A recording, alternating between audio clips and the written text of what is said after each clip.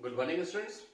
इससे पहले वाले लेक्चर में हम लोगों ने डिस्कस किया था स्ट्रक्चर ऑफ पेनक्रियाज, यानी कि पेनक्रियाज की संरचना के बारे में, जिसमें हमने देखा था कि पेनक्रियाज एक मिक्स्ड प्रकार की ग्लैंड है।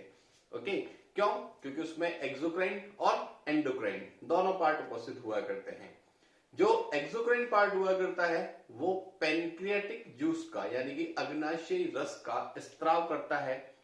इस अग्नाशयी रस में विभिन्न प्रकार के पाचक एंजाइम उपस्थित हुआ करते हैं, डाइजेस्टिव एंजाइम उपस्थित हुआ करते हैं, जो स्टमक से जो काइम स्मॉल इंटेस्टाइन के ड्यूडेनम में एंटर करता है में उपस्थित भोज्य पदार्थों के पाचन की क्रिया को संपन्न करने में सहायता करते हैं।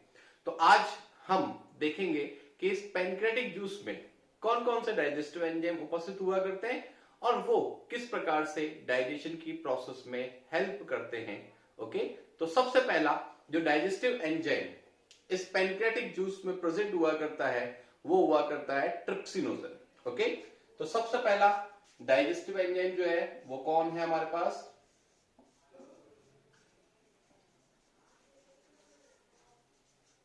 ट्रिप्सिनोजन।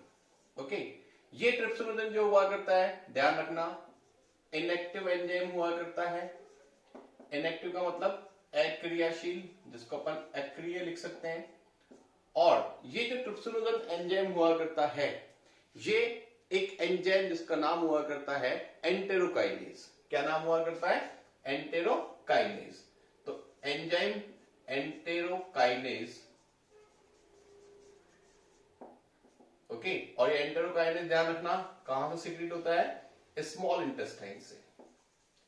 ओके, तो ये स्मॉल इंटेस्टाइन से सीक्रेट होता है एंटेरोकाइनेज एंजाइम, जो इस पैनक्रियाटिक जूस में प्रेजेंट जो ट्रिप्सिनोजन हुआ करता है, जो कि इनएक्टिव एंजाइम हुआ करता है, उसको ट्रिप्सिन, ओके, ट्रिप्सिन जो कि क्या है? एक्टिव एंजाइम हुआ करता है, यानी कि सक्रिय यानी कि क्रियाशील एंजाइम हुआ करता है। तो पैनक्रियाटिक जूस में जो एंजाइम उपस्थित है वो कौन है? वो है ट्रिप्सिनोजन। परंतु ये कौन सी अवस्था में है? अक्रियाशील यानी कि इनएक्टिव स्टेज में हुआ करता है। और ये अपनी सक्रिय अवस्था यानी कि एक्टिव स्टेज में आता है किसके कारण? एंटेरोकाइनेज के कारण। और ये एंटेरोकाइनेज जो किससे सीक्रेट होता है? स्मॉल इंटेस्टाइन से सीक्रेट हुआ करता है। और ये स्मॉल इंटेस्टाइन से सीक्रेट होने वाला एंटेरोकाइनेज जो है वो इस ट्रिप्सिनोजन को उसकी एक्टिव स्टेज यानी कि ट्रिप्सिन में परिवर्तित करने का काम करता है। ओके, दूसरी चीज, ये जो एक्टिव एंजाइम ट्रिप्सिन हुआ करता है ये काइम के अंदर प्रेजेंट जो प्रोटीन हुआ करते हैं, कौन हुआ करते हैं? प्रोटीन। इन प्रोटीन को पॉलीपेप्टाइड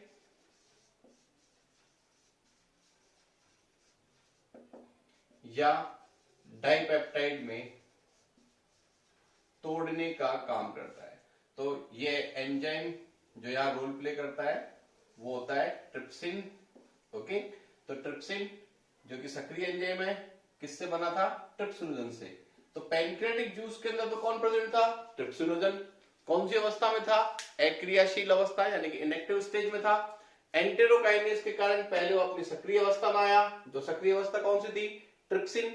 अब ये जो ट्रिप्सिन है ये ट्रिप्सिन काइम, काइम कौन है? आमाशय से पचित भोजन जो स्मॉल इंटेस्टाइन के ड्यूडेनम पार्ट में एंटर करता है, उस काइम के अंदर प्रेजेंट जो प्रोटीन हुआ करते हैं उन प्रोटीन को ये ट्रिप्सिन पॉलीपेप्टाइड या डाइपेप्टाइड में तोड़ने का काम करता है, यानी कि पाचन करने का काम करता है। ओके, इसी प्रकार से जो पैनक्रियाटिक जूस हुआ करता है उसमें एक और पाचक एंजाइम उपस्थित हुआ करता है, वो भी ट्रिप्सिनोजन के समान ही अपनी अक्रियाशील यानी कि इनएक्टिव स्टेज के अंदर प्रेजेंट हुआ करता है। कौन सा एंजाइम है वो होता है काइमोट्रिप्सिनोजन।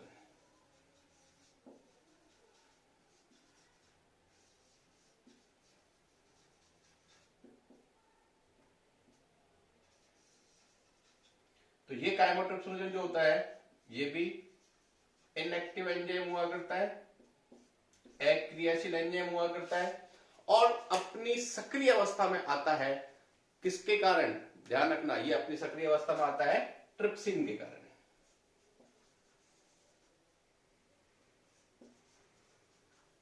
तो ट्रिप्सिन के कारण काइमोट्रिप्सिनोजन जो हुआ करता है वो अपनी सक्रिय अवस्था में आता है, और इसकी सक्रिय अवस्था कौन सी होती है? इसकी सक्रिय अवस्था होती है काइमोट्रिप्सिन।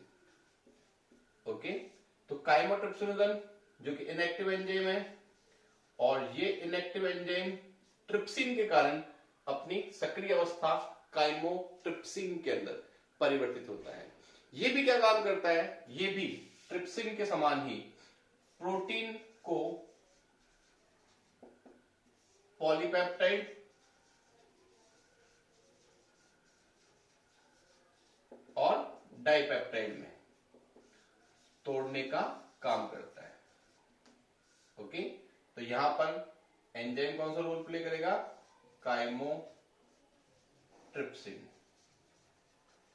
ओके, तो काइमोट्रिप्सिन जो एंजाइम हुआ करता है वो किसकी सक्रिय अवस्था है? वो सक्रिय अवस्था है काइमोट्रिप्सिनोजन की। ओके, तो काइमोट्रिप्सिनोजन अपनी सक्रिय अवस्था काइमोट्रिप्सिन में किसके कारण? ट्रिप्सिन के कारण परिवर्तित होता है, और ये काइमोट्रिप्सिनोजन जो है वो काइम, जो कि आमाशय से स्मॉल इंटेस्टाइन के अंदर आया था, स्मॉल इंटेस्टाइन के पहले पार्ट यानी कि ड्यूडेनम में आया था, उसके अंदर प्रेजेंट जो प्रोटीन हुआ करता है उसको पॉलीपेप्टाइड और डाइपेप्टाइड में तोड़ने का काम करता है।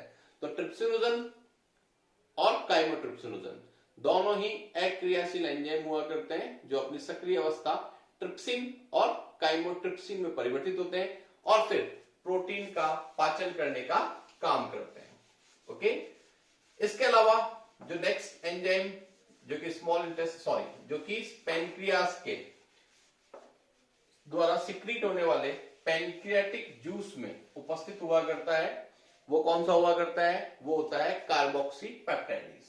तो थर्ड एंजाइम कौन सा है? कार्बोक्सीपेप्टाइडेज।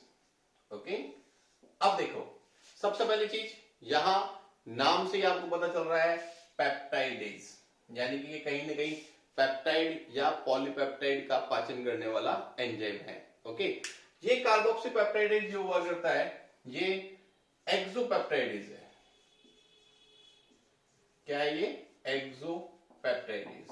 एक्सो का मतलब क्या होता है? बाहर की ओर, है ना।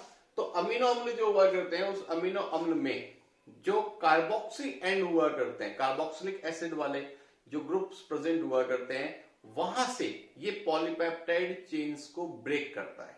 ओके, तो कार्बोक्सीपेप्टाइडेज एंजाइम जो हुआ करता है ये जो पॉलीपेप्टाइड चेन हुआ करती है जो कि अमीनो एसिड्स से मिलकर के बनी होती है, तो इन अमीनो एसिड्स के अंदर जो कार्बोक्सी एंड हुआ करता है, कार्बोक्सिलिक एसिड का जो ग्रुप हुआ करता है, वहां से ये इस पॉलीपेप्टाइड चेन को ब्रेक करती है और इन प्रोटीन की मध्यवर्ती अवस्थाओं जो कि पॉलीपेप्टाइड पेप्टोन्स हुआ करते हैं, इनको फाइनली अमीनो एसिड्स में परिवर्तित करने का काम करती है।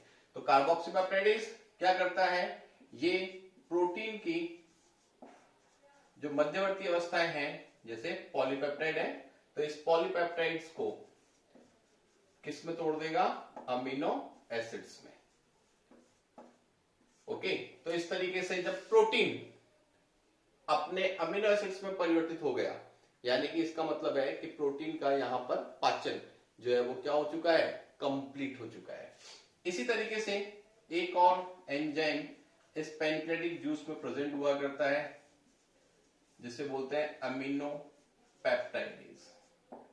ओके, तो देखो ये कार्बोक्सीपेप्टाइडेज था और ये क्या है? अमीनो पेप्टाइडेज है। ये भी क्या है? ये भी एक प्रकार का एक्सोपेप्टाइडेज है। क्या है? एक्सोपेप्टाइडेज। ओके, ये एक्सोपेप्टाइडेज जो है अमीनो पेप्टाइडेज, ये पॉलीपेप्टाइड चेन जो कि अमीनो एसिड से बनी हुई हुआ करती है, इन अमीनो एसिड्स के अंदर जो अमीनो ग्रुप्स हुआ करते हैं, NH2 ग्रुप जो प्रेजेंट हुआ करते हैं, वहां से इस पॉलीपेप्टाइड चेन को ब्रेक करके और पॉलीपेप्टाइड्स को अमीनो एसिड्स में परिवर्तित करने का, पाचन करने का काम करते हैं। ओके, तो ये भी जो पॉलीपेप्टाइड्स होंगे, इन पॉलीपेप्टाइड्स को फाइनली अमीनो एसिड्स में परिवर्तित करने का काम करते हैं। ओके, तो ट्रिप्सिनोजन अपन ने पढ़ा, जो इनएक्टिव एंजाइम था। एंटेरोकाइनेज के कारण अपनी सक्रिय अवस्था ट्रिप्सिन में आया। काइमोट्रिप्सिनोजन अपन ने पढ़ा, इनएक्टिव एंजाइम था, जो ट्रिप्सिन के कारण अपनी सक्रिय अवस्था काइमोट्रिप्सिन के अंदर परिवर्तित हुआ। ये दोनों एंजाइम क्या कर रहे थे? ये दोनों एंजाइम प्रोटीन को उसकी मध्यवर्ती अवस्थाओं यानी कि पॉलीपेप्टाइड्स, डाइपेप्टाइड्स में तोड़ने का काम कर रहे थे। अब इन मध्यवर्ती अवस्थाओं को फाइनली अमीनो एसिड्स में परिवर्तित करके प्रोटीन का पूर्ण पाचन करने का काम कौन कर रहा था? वो कर रहा था कार्बोक्सीपेप्टाइडेज और अमीनोपेप्टाइडेज। तो पहले प्रोटीन की लॉन्ग चेन्स थी, उन लॉन्ग चेन्स को छोटे छोटे पीसेस के अंदर यानी कि पॉलीपेप्टाइड्स के फॉर्म के अंदर ट्रिप्सिन और काइमोट्रिप्सिन ने परिवर्तित किया। अब इन छोटी छोटी चेन से अमीनो एसिड्स को अमीनो एसिड्स को सेपरेट करने का रोल किसने प्ले किया? वो किया कार्बोक्सीपेप्टाइडेज और अमीनोपेप्टाइडेज ने। कार्बोक्सीपेप्टाइडेज जो है वो कार्बोक्सी एंड से, और अमीनोपेप्टाइडेज जो होता है वो अमीनो एसिड्स के अमीनो एंड से, यानी कि जहां पर अमीनो ग्रुप जुड़ा हुआ करता है, कार्बोक्सिलिक ग्रुप जुड़ा हुआ करता है, वहां से वो पॉलीपेप्टाइड चेन को ब्रेक करके अमीनो एसिड्स को फ्री करने का काम करते हैं, यानी कि प्रोटीन का पूर्ण पाचन जो है वो संपन्न करते हैं। ओके, इसके बाद जो पाचक एंजाइम पैनक्रियाटिक जूस के अंदर प्रेजेंट हुआ करते हैं उनकी बात करते हैं।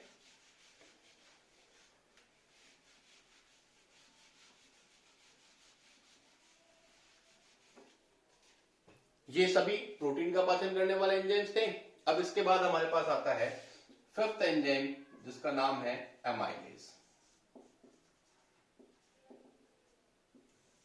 ये एमाइलेज एंजाइम यहां पर प्रेजेंट जो स्टार्च हुआ करती है उस स्टार्च को माल्टोज में परिवर्तित करने का काम करता है। ओके, तो अमाइलेज जो कि अपन ने लार में भी स्टडी किया था, वहां पर अपन ने इसको स्टडी किया था स्लाइवरी अमाइलेज के नाम से, जिसको अपन टाइलिन भी कहते हैं। वहां पर भी आपने देखा था कि अमाइलेज क्या कर रहा था? स्टार्च को माल्टोज में परिवर्तित कर रहा था। स्टार्च क्या है?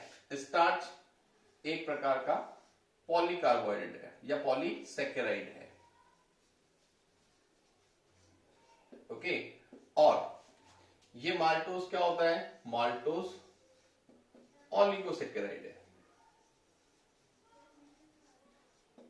ओके, और कार्बोहाइड्रेट्स अगर आप लोगों ने स्टडी कर रखी है, मैंने अपने फर्स्ट लेक्चर के अंदर बताया भी था कि जो कार्बोहाइड्रेट्स हुआ करती हैं ये 3 टाइप्स की हुआ करती है।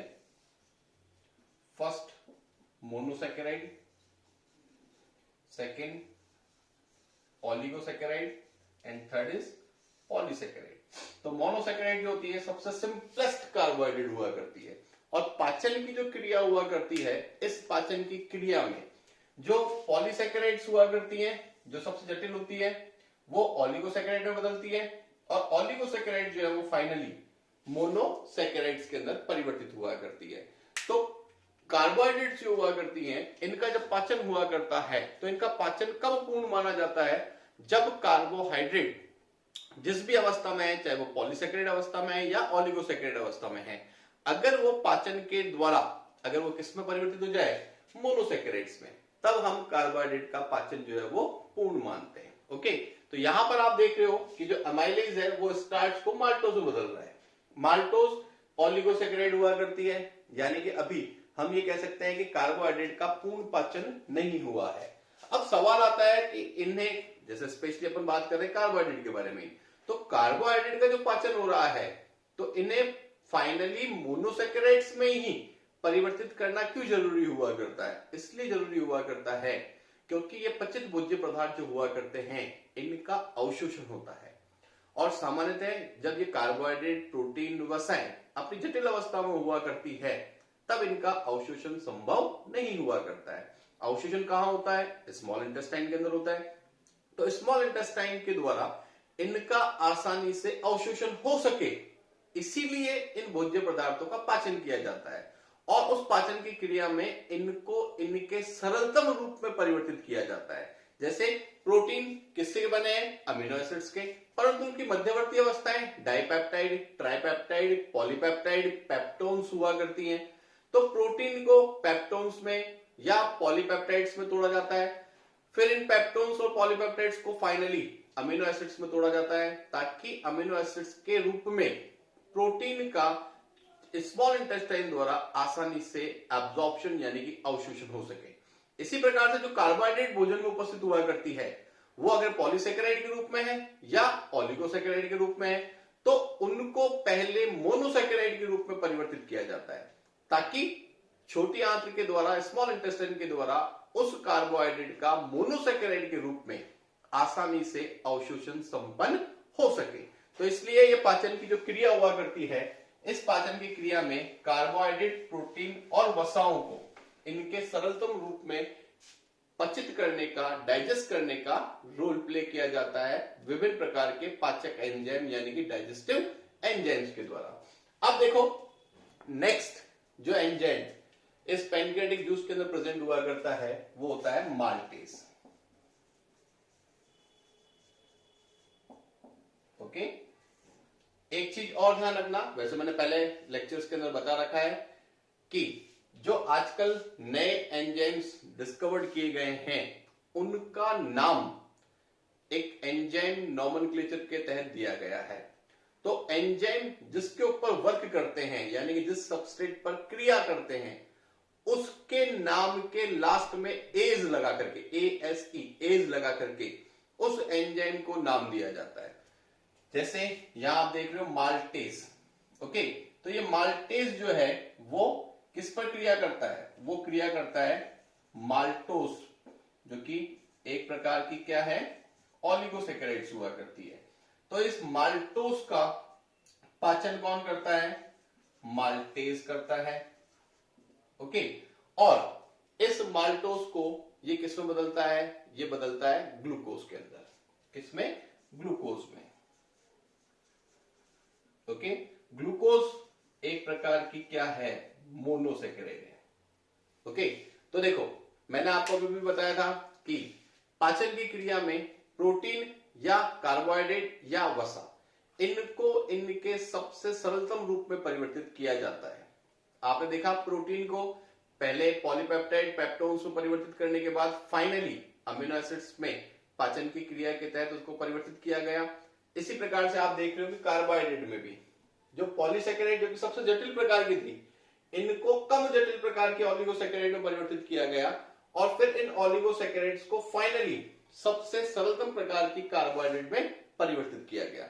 तो कार्बोहाइड्रेट जब पूर्णतः मोनोसेकेराइड्स में परिवर्तित हो जाती है, अर्थात इसका तात्पर्य क्या है? इसका तात्पर्य है कि कार्बोहाइड्रेट का पाचन जो है वो क्या हो चुका है?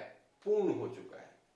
ओके, अब इसी प्रकार से देखो नेक्स्ट जो डाइजेस्टिव एंजाइम इस पैनक्रियाटिक जूस के अंदर प्रेजेंट हुआ करता है वो कौन हुआ करता है? वो हुआ करता है सुक्रेज।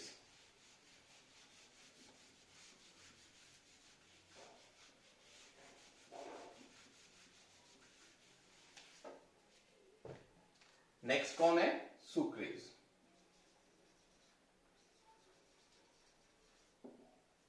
अब देखो सुक्रेज नाम से पता चल रहा है कि ये सुक्रोज पर।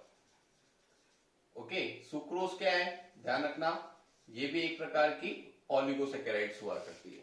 ओके, तो इस सुक्रोज का पाचन करने का काम कौन करेगा? सुक्रेज करता है। ओके, तो ये इसको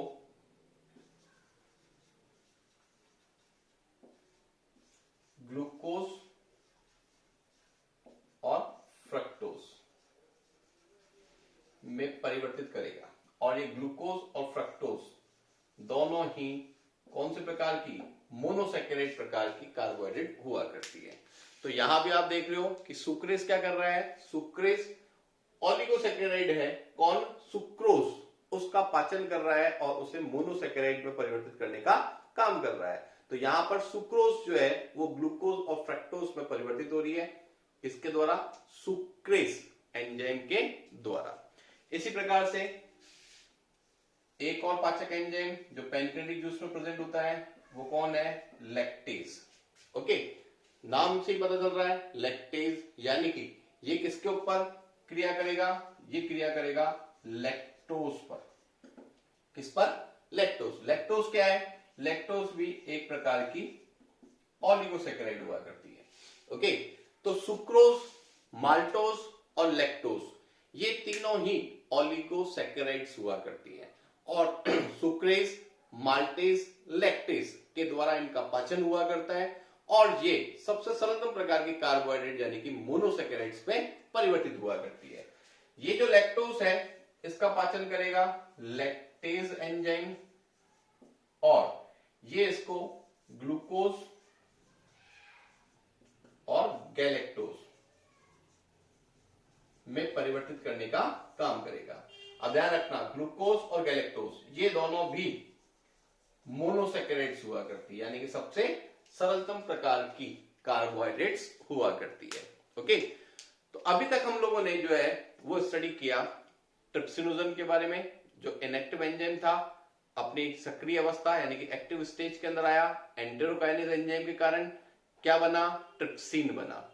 इसी प्रकार से काइमोट्रिप्सिनोजन जो कि खुद भी इनएक्टिव एंजाइम था और ट्रिप्सिन के कारण काइमोट्रिप्सिन यानी कि अपनी सक्रिय अवस्था के अंदर आता है। ये दोनों एंजाइम क्या कर रहे थे, ये दोनों एंजाइम प्रोटीन को उसकी मध्यवर्ती अवस्थाओं यानी कि पॉलीपेप्टाइड्स, डाइपेप्टाइड्स में तोड़ने का काम कर रहे थे यानी कि पाचन करने का काम कर रहे थे। फिर हमने पढ़ा कार्बोक्सीपेप्टाइडेज और अमीनोपेप्टाइडेज, दोनों ही एक्सोपेप्टाइडेज थे। एक पॉलीपेप्टाइड चेन को कार्बोक्सी एंड से यानी कि कार्बोक्सिलिक ग्रुप जहां प्रेजेंट हुआ करता है, कार्बोक्सिलिक एसिड जहां प्रेजेंट हुआ करता है, और दूसरा अमीनोपेप्टाइडेज जो हुआ करता है वो अमीनो एसिड्स के अंदर जहां अमीनो ग्रुप्स प्रेजेंट हुआ करते हैं वहां से पॉलीपेप्टाइड चेन को तोड़ते हैं और अमीनो एसिड्स में परिवर्तित करने का काम करते हैं। यानी कि ट्रिप्सिन, काइमोट्रिप्सिन, कार्बोक्सीपेप्टाइडेज, अमीनोपेप्टाइडेज, ये चारों वो एंजाइम थे जो पैनक्रियाटिक जूस में प्रेजेंट होते हैं और प्रोटीन के और प्रोटीन की मध्यवर्ती अवस्थाओं के पाचन की क्रिया को संपन्न करने का काम करते हैं। इसके बाद हमने स्टडी किया था किसको, अमाइलेज को। ओके, जो किसको किसमें बदल रहा था, स्टार्च को माल्टोज में बदल रहा था।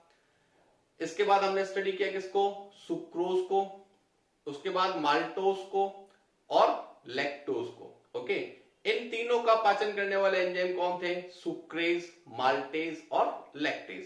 तो यहां स्टार्च सबसे जटिलतम प्रकार की कार्बोहाइड्रेट थी, सुक्रोज, माल्टोज, लैक्टोज तीनों मध्यवर्ती प्रकार की यानी कम जटिल प्रकार की कार्बोहाइड्रेट थी जो कि ओलिगोसैकेराइड प्रकार की हुआ करती है।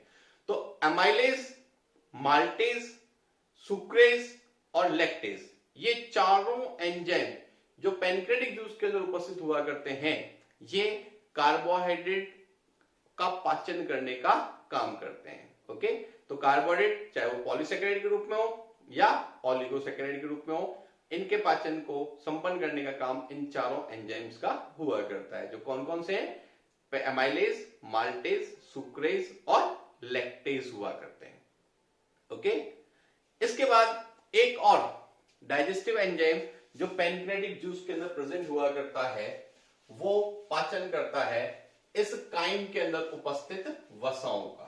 ओके, वसा जिसको अपन क्या बोलते हैं, ट्राइग्लिसराइड्स। ओके, तो यहां पैनक्रियाटिक जूस के अंदर प्रेजेंट हुआ करता है लाइपेज एंजाइम। कौन सा एंजाइम, लाइपेज एंजाइम। ये क्या करता है, ये इस काइम के अंदर प्रेजेंट जो ट्राइग्लिसराइड्स हुआ करती हैं, इन ट्राइग्लिसराइड्स को मोनोग्लिसरॉल और फैटी एसिड्स यानी कि वसीय अम्ल में तोड़ने का काम करता है। तो फैटी एसिड्स को क्या बोलते हैं अपन, वसीय अम्ल बोलते हैं।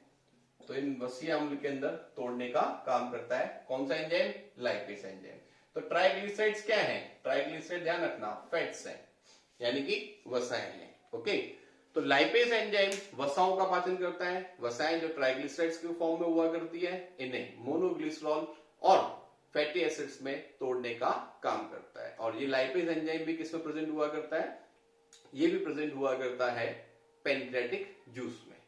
एक और डाइजेस्टिव एंजाइम प्रेजेंट हुआ करता है इस पैनक्रियाटिक जूस में जो कि इंपॉर्टेंट भी है और उसका नाम है पॉलीन्यूक्लियोटाइडेज। क्या नाम है, पॉलीन्यूक्लियोटाइडेज। क्या नाम है इसका? पॉलीन्यूक्लियोटाइडेज। ओके, अब देखो पॉलीन्यूक्लियोटाइडेज कौन होता है? आपको पता है डीएनए और आरएनए दोनों क्या कहलाते हैं? दोनों कहलाते हैं पॉलीन्यूक्लियोटाइडेज। ओके, हम जो भोजन ग्रहण करते हैं, क्योंकि वो पादप अंश हुआ करता है, पादप भाग हुआ करता है, और वो पादप अंश या पादप भाग किसका बना होता है? पादप कोशिकाओं का बना होता है। तो पादप कोशिकाओं में आपको पता है सभी कोशिकाओं में, चाहे जंतु कोशिकाओं चाहे पादप कोशिकाओं, कुछ अपवादों को अगर अपन छोड़ दें तो सभी के केंद्र में केंद्रक उपस्थित हुआ करता है, और इस केंद्रक में आनुवांशिक पदार्थ के तौर पर डीएनए और आरएनए भी उपस्थित हुआ करते हैं। तो ये कहीं ना कहीं डीएनए और आरएनए भी जो भोज्य पदार्थ हम ग्रहण करते हैं उसके साथ साथ हमारे शरीर में प्रवेश करते हैं, तो इनका भी हमारी आहार नाल के द्वारा पाचन किया जाता है। तो भोजन के अंदर जो पादप अंश के तौर पर पादप कोशिकाएं, और पादप कोशिकाओं के अंदर जो केंद्रक उपस्थित है, उस केंद्रक के अंदर जो डीएनए और आरएनए उपस्थित हैं, इनका प्रारंभिक पाचन जो है वो इस पैनक्रियाटिक जूस के अंदर उपस्थित डाइजेस्टिव एंजाइम, जिसको हम क्या बोलते हैं? पॉलीन्यूक्लियोटाइडेज बोलते हैं, इसके द्वारा किया जाता है। तो ये जो एंजाइम हुआ करता है, ये डीएनए को और आरएनए को, ध्यान रखना डीएनए और आरएनए ही क्या कहलाते हैं? पॉलीन्यूक्लियोटाइडेज कहलाते हैं। तो डीएनए को न्यूक्लियोटाइड में तोड़ा जाता है, ओके, और जो एंजाइम इसको तोड़ता है वो कहलाता है डीएनएज, और आरएनए को जो तोड़ता है वो कहलाता है आरएनएज। ओके, तो ये पॉलीन्यूक्लियोटाइडेज ही हैं, डीएनएज और आरएनएज दोनों क्या हैं? पॉलीन्यूक्लियोटाइडेज है। क्यों? क्योंकि देखो इसके लास्ट में एज लगा हुआ है, और एज लगा हुआ है किसके साथ? पॉलीन्यूक्लियोटाइड के साथ, यानी कि पॉलीन्यूक्लियोटाइड का पाचन करने वाला एंजाइम। और पॉलीन्यूक्लियोटाइड कौन है? डीएनए और आरएनए।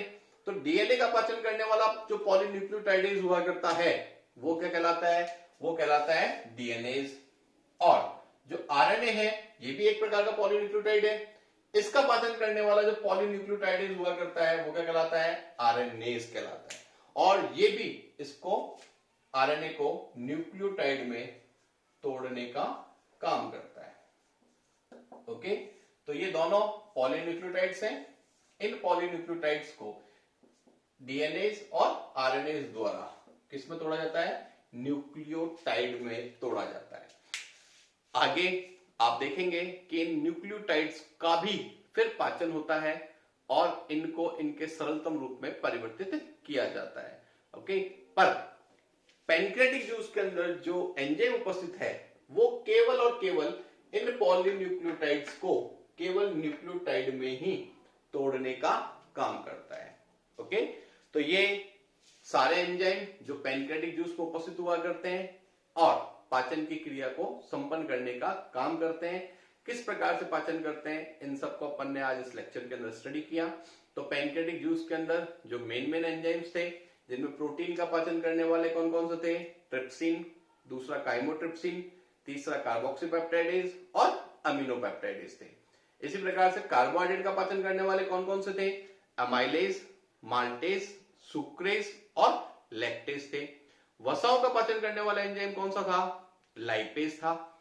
और जो पॉलीन्यूक्लियोटाइड यानी कि आनुवंशिक पदार्थ डीएनए और आरएनए हुआ करते हैं, उनका पाचन करने वाले एंजाइम कौन सा था? पॉलीन्यूक्लियोटाइडेज, जो डीएनएज और आरएनएज के नाम से जाने जाते हैं। डीएनएज डीएनए पर क्रिया करता है, आरएनएज आरएनए पर क्रिया करता है और उन्हें न्यूक्लियोटाइड में तोड़ने का काम करता है। ओके, यहां पर पैनक्रियाज की स्ट्रक्चर और पैनक्रियाटिक जूस जो पैनक्रियाज के द्वारा स्त्रवित हुआ करता है उसमें उपस्थित पाचक एंजाइम और उन पाचक एंजाइमों द्वारा संपन्न होने वाली पाचन की क्रिया यहां पर कंप्लीट होती है। इसके बाद नेक्स्ट लेक्चर के अंदर अपन जो है वो डिस्कस करेंगे स्मॉल इंटेस्टाइन की स्ट्रक्चर के बारे में और स्मॉल इंटेस्टाइन के अंदर होने वाले पाचन और अवशोषण की क्रिया के बारे में। Okay, thank you.